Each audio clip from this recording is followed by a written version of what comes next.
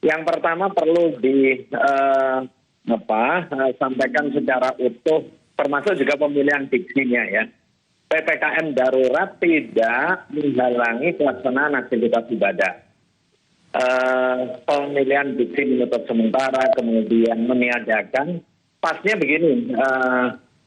Jadi takbir, salat Idul Adha, pelaksanaan ibadah kurban itu tidak dihalangi dan juga tidak ditiadakan. Oke. Tetapi pelaksanaannya disesuaikan untuk kepentingan pencegahan penularan. Dari yang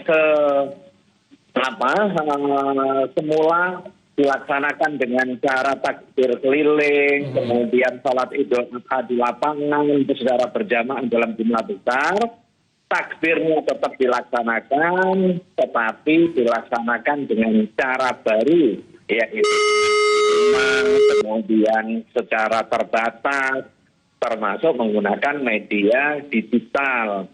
Pun juga pelaksanaan aktivitas sholat Idul Adhanya. Idul Adhanya tidak dilarang, sholat Idul Adhanya juga tidak dilarang. Tetapi cara melaksanakannya tidak dengan cara jumlah besar di lapangan, kemudian di masjid, tapi pelaksanaannya di rumah secara terbatas dengan memastikan keamanan antara satu dengan yang lain agar tidak saling menularkan. Saya kira itu terkait dengan aktivitas ibadah. Sehingga penting disampaikan kepada masyarakat bahwa di satu sisi negara tidak memberikan pelayanan terhadap aktivitas ibadah, akan tetapi aktivitas ibadah yang dilakukan oleh masyarakat beragama, khususnya masyarakat muslim, harus juga tetap mempertimbangkan, memperhatikan dan juga berkontribusi di dalam mencegah dan menanggulangi wabah COVID yang menjadi masalah bangsa kita hari ini. Disitulah perlu ada pemahaman utuh bagaimana tata cara pelaksanaannya. Kondisi normal, takbir keliling dilakukan sebagai bagian dari syiar. Kondisi hari ini jangan lakukan takbir keliling karena itu punya potensi terjadinya penularan. Lokalisir pelaksanaan takbirnya, niat syiarnya tetap jalan, tetapi pelaksanaannya harus mempertimbangkan dan memperhatikan keselamatan jiwa. Boleh nggak pelaksanaan takbir di masjid? Tidak ada larangan dengan menggunakan speaker hanya satu atau dua orang pengurus takmir dengan suara melalui pengeras suara dipancarkan untuk memberikan PR kepada masyarakat. Boleh nggak? Boleh. Nah ini yang kemudian harus dipahami secara utuh. Makanya kemudian pada saat penerbitan aturan mengenai PPKM darurat di tanggal 1 Juli, kemudian dilakukan perbaikan, termasuk di dalam instruksi Menteri Dalam Negeri nomor 15, kemudian diperbaiki di nomor 18. Dari yang semula diktumnya adalah menutup sementara, kemudian menggeser dengan memudahkan aktivitas yang berkerumun, termasuk juga aktivitas ibadah. Prinsipnya ibadahnya tetap dilakukan, tetapi kita pada saat melaksanakan ibadah harus memperhatikan hal yang paling mendasar, yaitu keselamatan jiwa.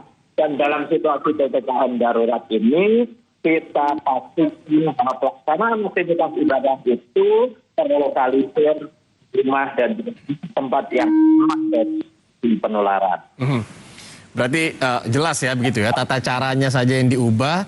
Yang paling utama adalah bagaimana kemudian masyarakat boleh kalau mau melakukan takbir misalkan di masjid, tapi harus ingat sekali bagaimana menaati juga protokol kesehatan dan tentunya tidak membuat kerumunan begitu Pak Niam ya? Betul. Ya, karena kita tahu juga ya bahwa perayaan Idul Adha ini kan kental sekali dengan suasana kebersamaan, takbiran, kemudian juga ada kurban yang biasa ditonton juga oleh masyarakat, kemudian anak-anak kecil. Bagaimana menurut Pak Niam ini masyarakat harus menyikapi adanya satu, ada kegiatan keagamaan, masyarakat mungkin antusias juga untuk melakukannya, tapi satu sisi ada pemerintah juga yang memberikan kebijakan karena adanya pandemi COVID-19 ini Pak Niam. Mungkin masyarakat masih ada yang galau ini harus seperti apa, karena kan satu sisi agama, yang satu sisi ada kebijakan dari pemerintah. Ya, terima kasih ya. Di satu sisi ada dimensi ibadah yang bersifat dogma, di sisi yang lain ada tradisi sebagai jelmaan dari aktivitas ibadah tadi itu ya.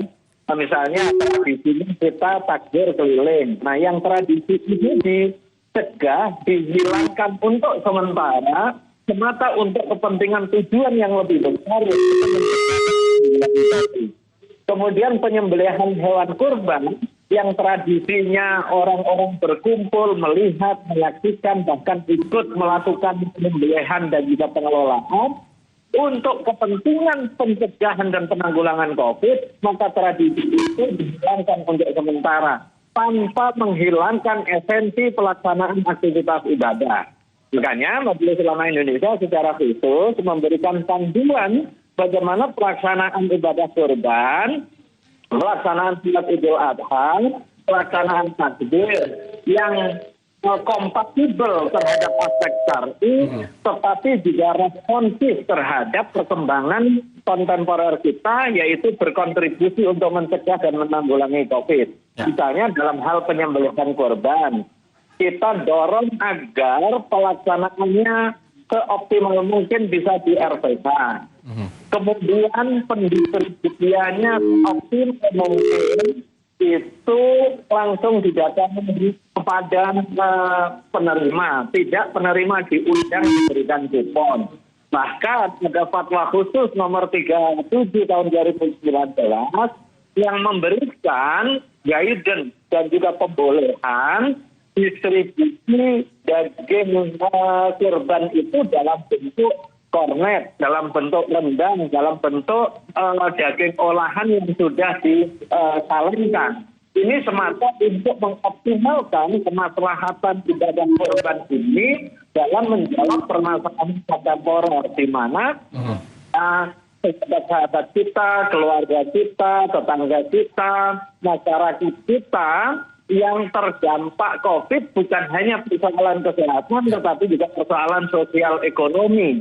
Ada kesulitan secara ekonomi, bahkan sahabat-sahabat kita yang sedang isolasi mandiri, ada juga kesulitan untuk kepentingan kebutuhan pokoknya. Maka kurban bisa didaya gunakan secara optimal untuk menjawab permasalahan kontemporer ini, memberikan gizi yang baik, yang memadai agar terwujud imunitas, sehingga berkontribusi di dalam mewujudkan ketahanan fisik dan juga mencegah potensi penularan. Ini yang saya maksud, etos keagamaan harus menjelma menjadi etos sosial untuk menjawab permasalahan kontemporer kita hari ini. Dan saya kira penting juga bergandengan tangan ya. Di satu sisi daging kurban sebagai buah dari ibadah kurban, kalau memungkinkan bisa dikawinkan dengan kontribusi filantropis masyarakat dengan menyediakan sembako, dengan menyediakan beras, nasi, vitamin untuk mewujudkan solidaritas sosial dan juga penyelesaian masalah sosial yang kita hadapi.